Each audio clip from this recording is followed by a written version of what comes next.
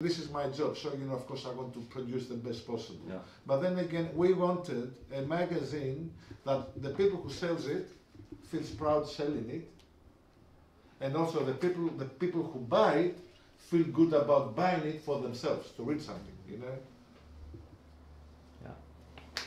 And So, can you tell a little thing about the content? I was What going to is it say this. about? See, one of the one of the things that I had in mind when we first started is, I was a bit skeptical, and I thought, street paper in Greece, people will hear about the paper sold by homeless people. They will think that it is a very negative application, very critical of the system, blah, blah, blah, blah, blah. So it was very, very important for us to tell people that, no, it's a very positive application.